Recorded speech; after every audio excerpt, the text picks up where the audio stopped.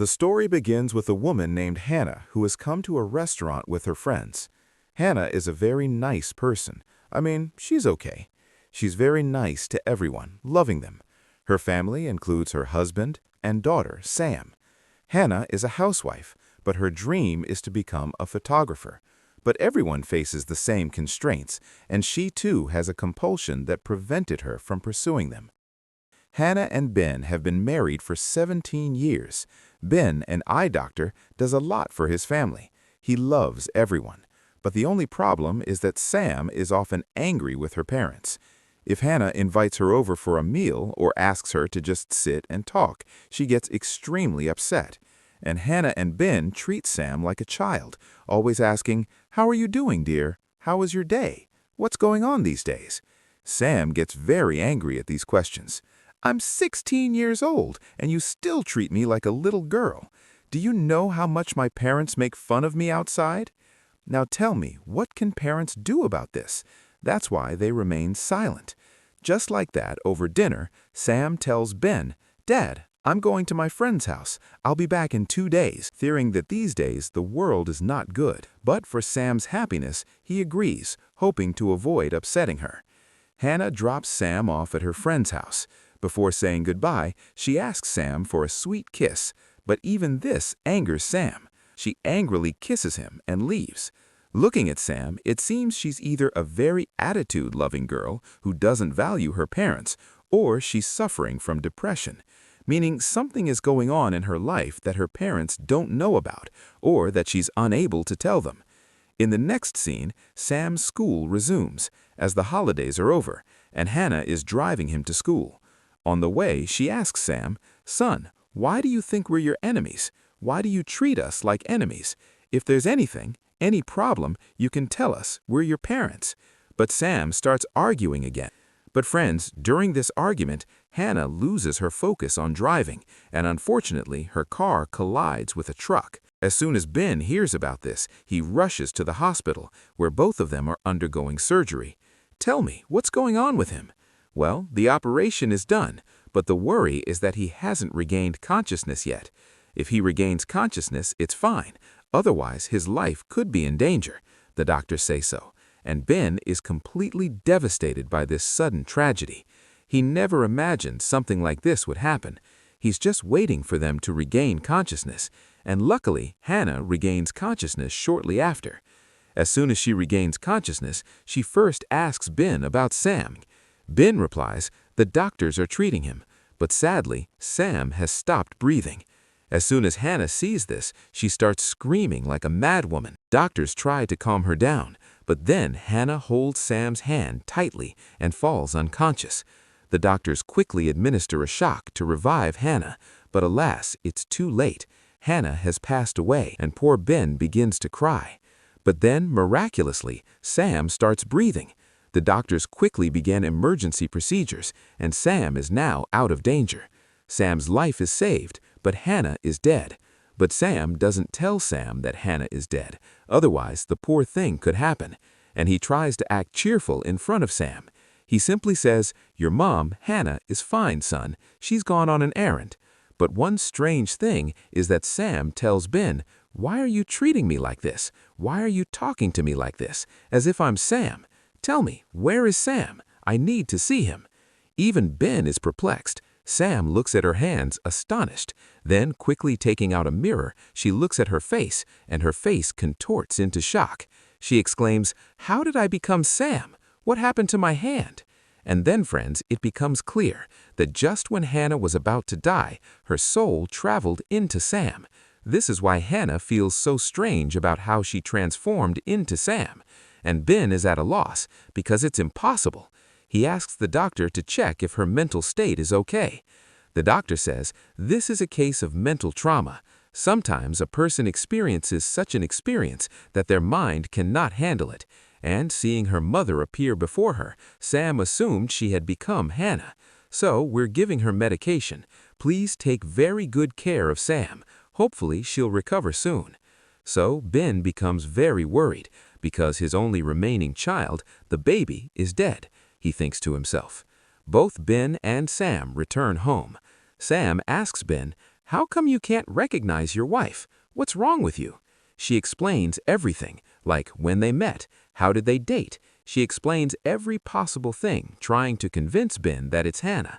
But if someone else were in Ben's place, how could he believe it? Because that's impossible. So he says, "You're injured in an accident, and what you're saying might have been told to you by Hannah." But Sam refuses to believe it. Then, when they both fall asleep at night, Sam starts calling Ben, "Daddy, Daddy." The point here is that if Hannah's spirit was truly in Sam, she wouldn't have called him Daddy in her sleep. This leads Ben to believe Sam is simply experiencing trauma. Sam transforms into Hannah again. When Sam goes to take a shower, she sees a tattoo of a boy named Justin on her body, and she's astonished to find out which Justin Sam had met. What was it about Justin that Sam tattooed on her body? Sam then does something quite surprising. She makes breakfast, and it's exactly like Hannah. Speaking of Sam, she's never even made bread properly. Ben is still left wondering how this is possible. How did Sam learn to cook? Could it really be Hannah? But he still can't fully believe it. Sam tries to convince him again and again. A worried Ben says, "Sam, please calm down. I'm already upset, and I don't want to be upset anymore. How can you be Hannah when your mother Hannah is dead? Hannah's funeral is tomorrow." But Sam replies, "I am Hannah. How can I have a funeral?" Ben says, "Look, Sam, even if you are Hannah, you have to live like Sam. Everyone will be there tomorrow. Please pretend to be Sam in front of them." Hearing this, Sam becomes sad, but what can she do? So the next day, Hannah's funeral takes place. All the family members are there. Sam's friends arrive. Sam was supposedly Hannah, but Sam's friends seem to have no idea. They assume he's Sam and say, "Let's go party, son. Your pain will end. If you smoke 2 or 3 packs of drugs, you'll forget everything." Hearing this, Hannah, in Sam's body, feels really bad. What kind of friends has Sam made? What kind of people are they who are still asking her to do drugs? Hannah's heart breaks and she leaves in tears. Her other friends are perplexed. What's wrong with Sam today? Because she never used to say no to drugs. And Hannah, she says, "Isn't that confusing, friends? Sam has Hannah in her body, so I'm referring to her accordingly." Okay. Hannah then comes to Ben and tells him everything. Sam also has a tattoo of a friend named Justin on her body, in an inappropriate place. She used to hang out with drug-addicted friends. Why didn't we ever ask her how her friends were? Maybe we were so busy with our lives that we couldn't pay enough attention to Sam. That's why she kept talking to us like this. She hated us, Ben. Now, seeing Sam talking like this, Ben begins to believe how Sam sounds exactly like Hannah. To confirm this, he goes to the library and reads several books on the subject. He also meets people who believe in reincarnation and spirituality. He concludes that sometimes souls switch places with another person. This can cause even a child to remember all the memories of another person and start behaving in the same way. He understood the point, friends. That's why he comes to Hannah and tells him everything. This happens, but don't worry. I think you're just traumatized. You'll be fine. Hannah replies, "Are you crazy? How can I ever get better? Nothing will happen to me. Ever since I got this body, I've been wanting to do all the things Sam used to do. I mean, drugs, going to parties, getting physical. I don't even know how I'm handling the hormones of a 16-year-old girl, and you're refusing to even acknowledge me. I don't know what to do." Ben tells her, "Go to school. Maybe you'll meet friends there, and you'll have fun, and you'll feel good. You have a future ahead of you. You should focus on that." Hannah replies, "I don't even know what classes are. How will I study? I can't do this."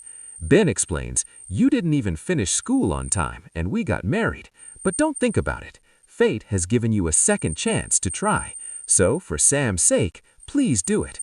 Otherwise, he knows that if he accidentally makes even the slightest mistake, influenced by Sam's words, he won't be able to forgive himself. In the next scene, Sam, Hannah, goes to school, where Bane comes to drop her off. As Sam enters the school, she first looks for her class. She finds her friends.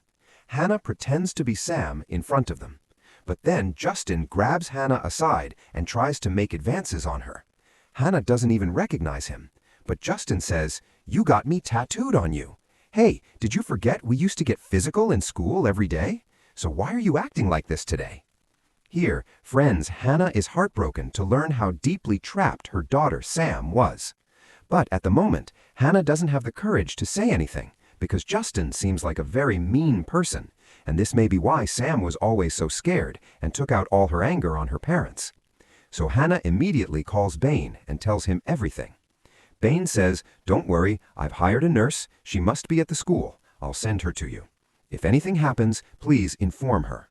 Hannah meets the nurse, but she's too ashamed of what Justin did to her to tell him. And this makes Hannah feel even worse. How my poor child was living her life. Now, friends, Hannah starts living like this. Every day she lives Sam's life, and then whenever she talks to Bane as Hannah or tries to get a little closer to him, Bane becomes uncomfortable because, as I told you, she's his daughter. He composes himself because Sam talks like Hannah all day, but every night when she goes to sleep, she calls him Daddy, Daddy. Now this puts Bane in a dilemma. He thinks that if she only calls him Daddy at night, it must be the effects of trauma. But then during the day she starts talking like Hannah. What's going on? It seems Hannah's soul enters her during the day and she's Sam at night. This is what he thinks in his mind, friends. And he also believes that there are two souls living in one body, Sam's own at night and Hannah's during the day. That's why he can't do anything wrong to Sam. But this further distances Hannah from Bane. Hannah needed support in such a situation, but she couldn't find it. One day, when Sam's nurse came to Bane to have his glasses checked, and Bane leaned closer to her to look at her eyes, Hannah arrived, angering him. She angrily told Bane, "So you've started cheating on me now, haven't you? How could you do this? You always said you wouldn't cheat on me, but you still did." Bane replied, "How could I cheat on my wife? My wife is dead, and her funeral has already taken place. I buried her with my own hands. Why don't you understand, Sam? Now we can only live as father and daughter, not husband and wife. And as a father, it's my duty to take care of you. Try to fix this." But Hannah replied, "I don't need any help from you now." It seems that there may be a rift between the husbands. Hannah can no longer contain her feelings for a young woman. Despite knowing this, her husband is standing in front of her, and her sister refuses to accept her, considering her only his daughter, Sam. But now Hannah has decided that perhaps fate will have her live her life like Sam. That's why she's slowly starting to party with friends, indulge in drugs, and everything else. On one hand, she's transforming herself into Sam. Meanwhile, Ben spends hours daily sitting at Hannah's grave, wondering, "What should I do? You left me like this. I can't handle this." As the days pass, Bane becomes increasingly distressed. Sam slowly begins to adapt, but whenever Justin or anyone else tries to get close to her, she pushes them away, believing that doing so would be cheating on Bane, which is not right. She never wants to betray him. Friends, both of them are going through a very difficult time, but Sam has learned to take care of herself. Hannah takes up new hobbies, focuses on her studies, and does everything she couldn't do in her teenage years. Her grades are also improving. She's even given up drugs. Now Sam's friends are absolutely amazed by this change. They constantly try to persuade her to take drugs, but Sam, or Hannah, distances herself from everyone. Seeing all this, Bane feels very happy that perhaps Sam is moving towards good things, which is a good thing. Now in the next scene, friends, Hannah is going to a party. When Bane learns that she is going to Justin's party, he gets a little nervous that Justin might do something wrong to Sam. But Hannah says, "I will go. After all, what will I do sitting here? I don't like staying here." Hannah now talks to Sam the same way Sam used to talk to her parents, because right now Hannah too feels lonely with her friends. She has a problem because Bane is not accepting her as a wife. So despite Bane's repeated refusals, she secretly leaves for the party. But as soon as Sam leaves, Bane gets worried. He immediately sets out to find Sam, although he doesn't even know where Justin's house is. Meanwhile, Sam, yani Hannah, is present with his friends. They ask him to take drugs because they have seen and they've bought new things. Hannah initially refuses, saying she won't do all these things. But it's the same thing. When friends insist, it's a bit difficult to refuse, and that's why she can't stop herself. This leads Hannah to take drugs, and while under the influence, she begins to hallucinate. Meanwhile, Bane arrives outside the house. He could have stopped Sam if he wanted, but then thinks he'll feel bad. While Bane is standing outside, a hallucination suddenly awakens Hannah, who sees herself dying from her accident. Seeing this, Sam's spirit awakens within her, and she immediately begins screaming, "Mom, what's wrong with you?" Sam doesn't know that her mother is dead. Hearing Sam's voice, Bane quickly comes inside and starts shouting at Sam's friends, "What have you done to her?" So they say she just took a little drug to get better. But right now, Sam is unconscious. Bane quickly brings her home and takes care of her. After a long time, Sam finally regains consciousness, and it's Sam. She asks, "Papa, where's Mom? I need Mom." Bane can't lie anymore. He tells the truth, friends, and upon hearing this, Sam starts crying right there. Because now it's not Hannah's soul that's awakened within Sam, but Sam's own soul, completely devastated by her mother's loss. This sight is truly painful for Bane, but at the same time, he's also happy that Sam can recognize herself, meaning the Hannah issue is resolved. But then Sam fainted again, and this time when she regained consciousness, Hannah was inside her again. This means that Sam is living a dual personality, one of her own and one of her mother's. This happens due to an effect on the brain. This is what science believes, friends. But if we believe in spirituality, we can say that two souls live in one body. It depends on your belief. So now Sam's life is going to be like this. Sometimes she is Hannah, sometimes she becomes Sam, to which Bane gradually begins to adjust. So let me tell you one thing here.